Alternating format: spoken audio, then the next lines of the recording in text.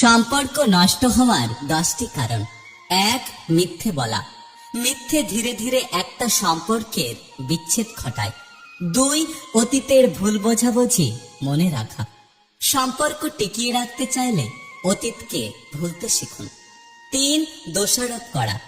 কোনো বিষয়ে সামনের জনকে বারবার দোষারোপ করবেন না, তাকে একটু বুঝিয়ে বলুন। 4. সব বিষয়ে নাক গলানো। প্রত্যেক মানুষের আলাদা আলাদা ব্যক্তিসত্তা রয়েছে, তাই সবাইকে নিজের মতো করে থাকতে দিন। অযথা সবার বিষয়ে নাক গলাবেন না। 5. সময় কম দেওয়া। সময় না দেওয়ার ফলে অনেক মধুর সম্পর্ক নষ্ট হয়ে যায়। 6. মতের মিল না থাকা। কোনো বিষয় নিয়ে যদি মতের মিল না থাকে তাহলে ওই বিষয় নিয়ে তর্ক না করে বরং ধৈর্য সহ